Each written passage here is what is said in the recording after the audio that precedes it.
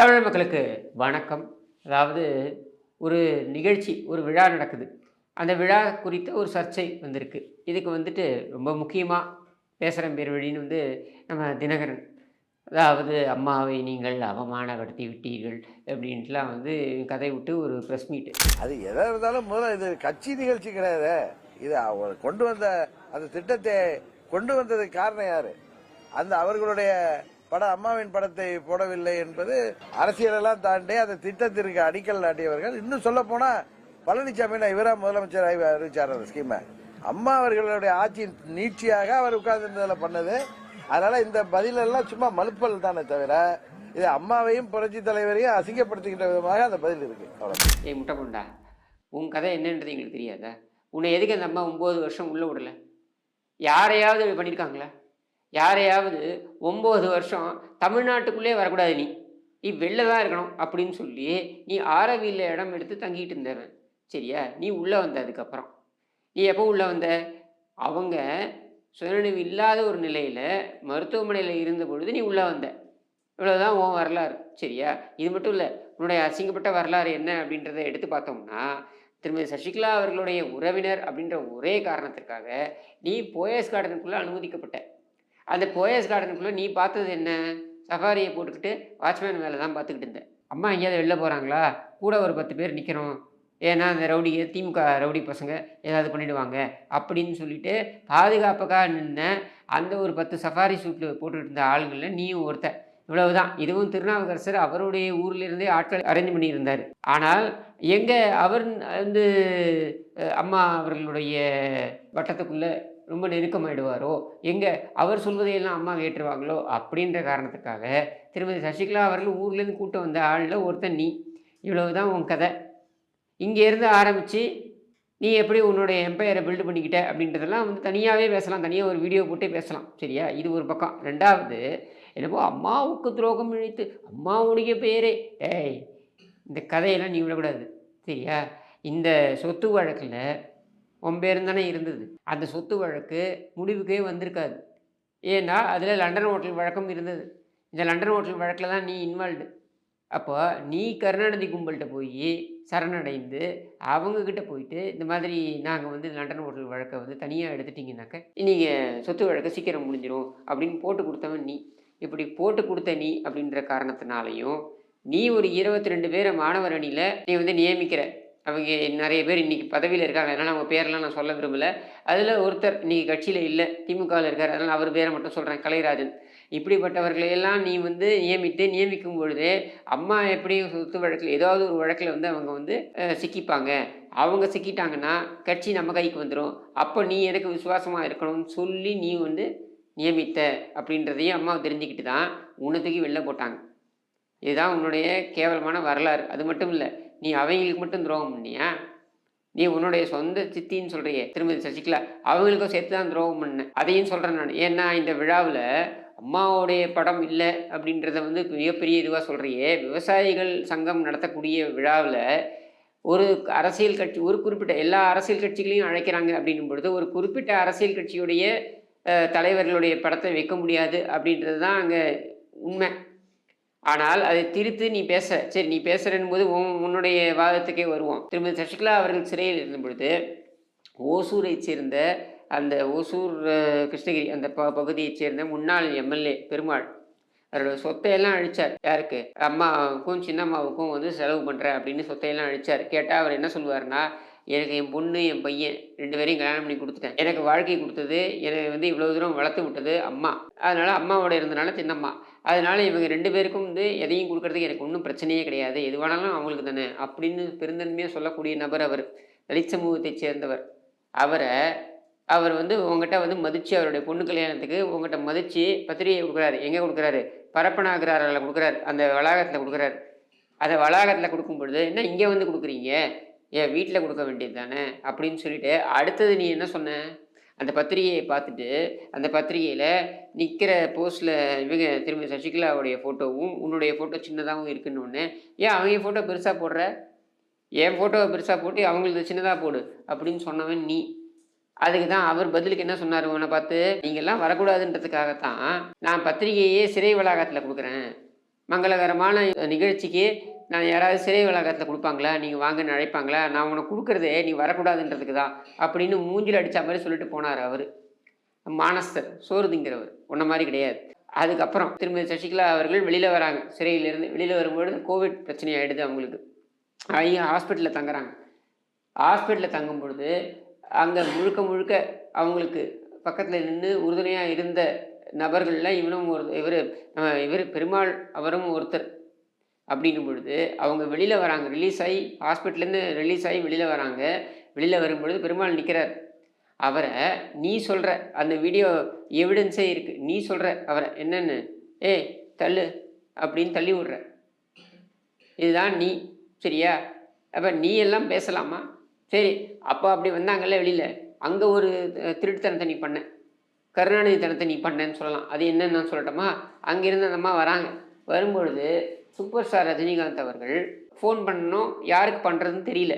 அதனால் என்ன பண்ணுறாரு, நம்பருக்கு பண்ணி அவங்கள்ட்ட நலம் விசாரிக்கிறார். வந்துட்டிங்களா, நல்லா இருக்கீங்களா, ஏன்னா கோவிடில் பிரச்சனை ஆகிடுதுன்னு சொன்னாங்க, பட் ரிலீஸ் ஆகிட்டீங்க, வெளியில் வந்துட்டீங்க, நல்லா இருக்கீங்களான்னு ஒரு நலம் விசாரிக்கிறார். மரியாதை நிமித்தமாக நலம் விசாரிக்கிறார். இதை வேணும்னு நீ என்ன பண்ண, அவர் ஃபோன் பண்ணி நலம் விசாரித்தார் அப்படின்றதோட சேர்த்து அரசியல் பின்புலமும் கொண்டு அதுக்கு நீ இட்டுக்கட்டி நீயா வெளியில் நியூஸை போட்ட. ரொம்ப மனசு வருத்தப்பட்டார் அவர். அந்த மனசை வருத்தப்பட்டார்ன்ற தகவலை அவங்கள்ட்ட கொண்டு போய் திருமதி சசிகலா அவர்கள்ட்ட கொண்டு போய் நாம் சேர்த்தோம். சேர்த்ததுக்கப்புறம் அவங்க அவருக்கு கால் தொடர்பு கொண்டு மன்னிச்சிருங்க, தெரியாமல் நடந்துருச்சு அப்படின்னு சொல்லி வருத்தம் தெரிவித்தாங்க. ஏன்னா இது 2 நபர்களுக்குள்ளே நடக்கக்கூடிய தனிப்பட்ட ஒரு நலம் விசாரிப்பு. அதை நீ பொதுவில் வச்சிருக்கவே கூடாது. அதை நீ பொதுவில் வச்சு நீ அதில் ஒரு அரசியல் லாபம் காணலாம், அதாவது உனக்கு அந்த விஷயம் தெரியும் அப்படின்னு சொல்லி நீ ஆதாயம் தேட முயற்சி பண்ண. எதுக்காக இதெல்லாம் நான் சொல்கிறேன் அப்படின்னா, உன்னுடைய வரலாறு எடுத்து பார்த்தேன்னா நீ பண்ணதெல்லாமே உனக்கும் நல்லது கிடையாது, கட்சிக்கும் நல்லது கிடையாது அப்படின்ற வேலை தான். அடுத்து இன்னொரு விஷயம் சொல்கிறேன் நான். ஏன்னா இதெல்லாம் வரலாறில் பதியணும். இப்போ டிஜிட்டலாக இதெல்லாம் பதிஞ்சிச்சுன்னு வச்சுக்க, இந்த வீடியோவில் இது பதிஞ்சிடுச்சுன்னா அது காலத்துக்கும் நிற்கும். நீ எப்படிப்பட்டவன்றது தெரிய வரும், சரியா? அதனால சொல்கிறேன். ரெட்டை இலையை பற்றி நீ பேசுகிற, ரெட்டை இலை அவருக்கு வந்துருச்சுன்னு. ரெட்டை இலை அவருக்கு சும்மா வரல, சட்டப்படி போராடி இங்கே இருக்கக்கூடிய கீழ் நீதிமன்றம், உயர் நீதிமன்றம், உச்ச நீதிமன்றம், தேர்தல் ஆணையம், இது எல்லா இடத்துலையும் அவர் போராடி அவர் அந்த அங்கீகாரத்தை பெற்றிருக்கிறார். ஒன்றை மாதிரி கிடையாது. நீ என்ன வேலை பண்ண, ரெட்டைலைக்கு பிரச்சனை வரப்போகுதுன்னு தெரிஞ்ச உடனே நான் பார்த்துக்கிறேன்னு சொல்லி நீ என்ன பண்ண, பன்னீர்செல்வம் 11 பேரை கூப்பிட்டு போயிட்டான். அதுவும் நீ உருவாக்கின பன்னீர்செல்வம் தான். இங்கேருந்து அந்த தலைமை கழகத்தில் உட்காந்துக்கிட்டே, ஏதோ எம்ஜிஆர் மாளிகையில் உட்காந்துக்கிட்டே, உன வேற துணை பொதுச் செயலாளராக போட்டாங்கல்ல, அங்கே உட்காந்துக்கிட்டு ஒரு குர்த்தா வேற மட்டும் வந்துடுவ நீ, என்னையும் பாரு என் அழகையும் பாருன்னு.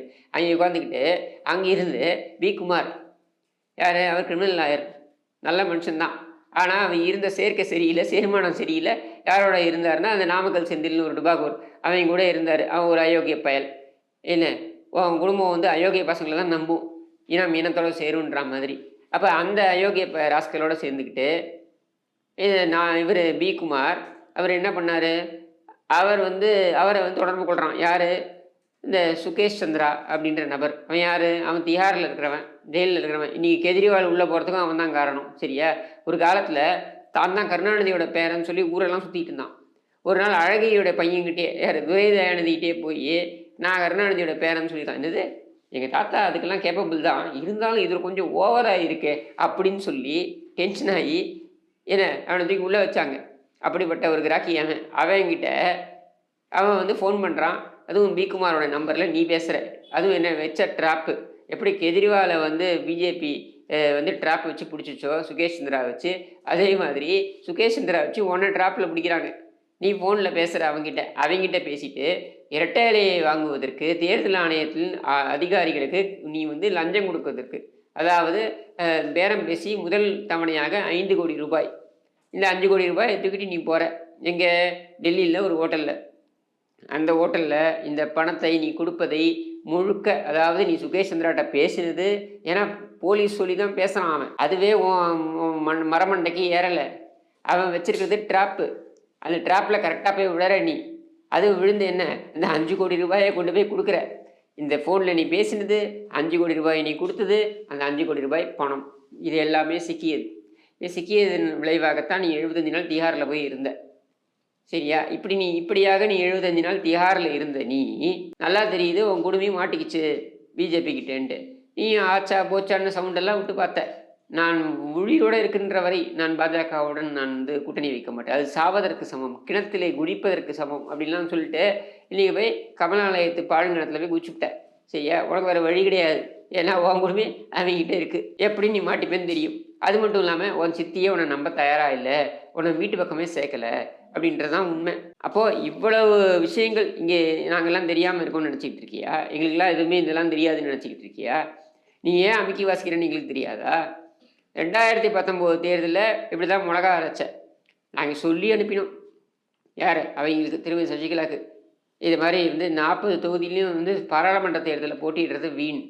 அதுக்கு பதிலா அதை இடைத்தேர்தல்ல மட்டும் போட்டியிடுறது தான் சரியா இருக்கும்ன்ட்டு. அவங்களும் அதான் சொன்னாங்க. ஆனா, அவங்கள்ட்ட சரின்னு தலையாட்டிட்டு வெளியில நீ என்ன பண்ண? 40 தொகுதியில நாங்க போட்டியிடுறோம்னு சொல்லி வீம்புக்கு சண்டை போட்டு அவங்ககிட்டேருந்து 1800 கோடி வாங்கி, அதில 1000 கோடி நீ அடிச்சுப்புட்டு, 800 கோடிய நீ செலவு பண்ற பேர் பண்ணி இறக்கி, அதில ஒரு 600 கோடி உன் ஆளுங்கள்லாம் திருடிட்டு ஓட்டானுங்க.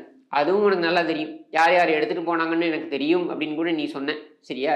இதெல்லாம் உன்னுடைய வரலாறுல வருது. என்ன? உன்னுடைய அலுவலகமே முதல்ல உனக்கு எங்க அலுவலகம் இருக்கு? உன் கட்சிக்கு எங்க அலுவலகம் இருக்கு? எடப்பாடியார் அதிமுக காக்கிறாரா இல்லையான்றது ஒரு பக்கம் விடுவோம். முதல்ல உன்னுடைய கட்சியோட அலுவலகத்தை காப்பாற்றுறதுக்கு உன்னால முடியுமா? அசோக் நகர்ல வச்சிருந்த உன்னுடைய அலுவலகம், இசக்கி சுப்பையாவுடைய இடத்துல நீ வச்சிருந்த. அதுக்கப்புறம் அவர் என்னால் முடியாதுப்பா நீ கிளம்புன்னு சொன்னதுக்கப்புறம் அங்கிருந்து வேற ஒரு திருச்சியை சேர்ந்த I think Prince educational institution காலேஜோடைய அந்த ஓனருடைய இடத்த பிடிச்சி வச்சுருந்தேன். அவர் பாவம் இறந்துட்டார். அவர் பையன் இப்போ நீ காலி பண்ணுன்னு சொல்லிட்டா. நீ காலி பண்ண மாட்டேன்றதுனால அவருடைய காலேஜோடைய பஸ்ஸெல்லாம் கொண்டு உன் ஆஃபீஸ்க்கு முன்னாடி நிறுத்திவிட்டான். நீ உள்ளே கூட போக முடியாது உன் கட்சிக்காரன். இல்லை உன் கட்சி ஆஃபீஸையே பாதுகாக்க முடியாத நீ எல்லாம், வாடகை கொடுக்கறதுக்கு துப்பு இல்லாத நீ எல்லாம், தான் ஊர்பட்ட பணம் அடிச்சு வச்சுக்க கொடுக்க வேண்டியதுதானே வாடகையே. அந்த வாடகை பணத்தோடு கொடுக்காத நீ எல்லாம், கட்சி அலுவலகத்திற்கான வாடகை பணத்தை கூட கொடுக்காத நீ எல்லாம், உன் கட்சி அலுவலகத்தையே பாதுகாக்க முடியாத நீ எல்லாம், உனக்கெல்லாம் என்ன பேச்சு? எங்கே எந்த பொம்பளை கிடைக்கும் போய் விழலான்னு பார்க்கறது தானே உன் புத்தி. உன் குடும்பத்தில் இருக்க அத்தனை பேருடைய புத்தியும் அதுதானே. அதை பார்க்க வேண்டியது தானே. உனக்கு எதுக்கு இந்த தேவையில்லாத பேச்சு? அதிமுகவை ஏதோ செஞ்சுட்டு போகிறோம். உனக்கு என்ன வந்துச்சு? சாத்திட்டு போய் உன் வேலையை பாரு. எங்கே கொண்டு போகணும், எப்படி கொண்டு போகணும், எப்படி வெற்றி பெற வைக்கணும், இல்லை இந்த கட்சி எப்படி நடத்தணுன்றது நாங்கள் பார்த்துக்கிறோம். உன்னதான் வேணாம், உன் கதையும் வேணாம், உன் மட்டும் இல்லை உன் சந்தார்த்தமே வேணாம், உன்னோட இருக்க எவனும் வேணாம்னு சொல்லி தான் மொத்த கும்பலையும் தூக்கி வெளில போட்டாச்சு. அதுக்கப்புறம் ஏன் திரும்பி வந்துக்கிட்டு இருக்க? போய் வேலையை பாரு போ.